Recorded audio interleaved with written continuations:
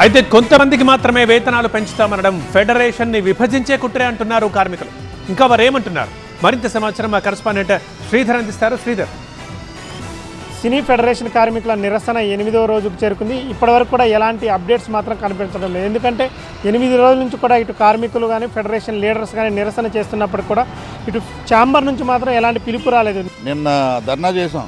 ఎన్ని బాధలండి, ఒక్కొక్క డిపార్ట్మెంటు ఎన్ని బాధలు చెప్పారు. 24 యూనియన్లు, 13 యూనియన్లు వచ్చి డైలీ వేజెస్.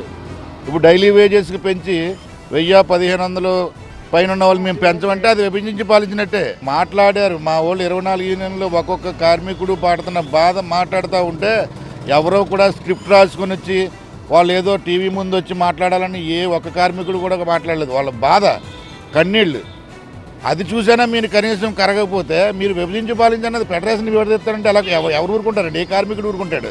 మాకు డైలీ వేజ్ వర్కర్స్ మేము 13 యూనియన్లు ఉన్నాయని మేము మొరబెట్టుకుంటే మా 13 యూనియన్లనే 10 యూనియన్లకు పెంచుతాము, 3 యూనియన్లు పెంచమని చెప్పేశారు. కరాఖండ్గా చెప్పేశారు. అసలు ఆ 3 యూనియన్లు ఏం తప్పు చేశారండి? వాళ్ళకు కూడా వాళ్ళ బడ్జెట్ని బట్టి వాళ్ళకు ఉన్నదాన్ని బట్టి పెంచాలి కదా, ఎంతో అంత పెంచాలి వాళ్ళకు కూడా. నాకు అన్నం పెట్టి వానికి అన్నం పెట్టినంటే ఎలా ఉంటుంది? అది ఇక్కడ మా దగ్గర కనబడుతుంది ఈ విభజన. 13 యూనియన్లలో ఒక 3 యూనియన్లు మాత్రము మేము ఇవ్వము, మిగతా వాళ్ళకి ఇస్తామంటే అది మాకు అనుమానాలు వచ్చినాయి. ఇది డివైడ్ అండ్ రూల్ పాలసీ కింద కొంతమంది నిర్మాతలు ఏమన్నా ప్రయత్నిస్తున్నారా? ఛాంబర్ ప్రయత్నం చేస్తూనే ఉంది సయోధ్య కోరడానికి, ఫెడరేషన్ ఛాంబర్.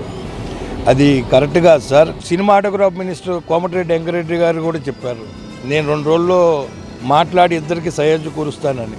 వాళ్ళు కలిసారో లేదో కూడా ఇంతవరకు తెలియదు. మేమే వెళ్ళి కలుద్దాం అనుకుంటున్నాము.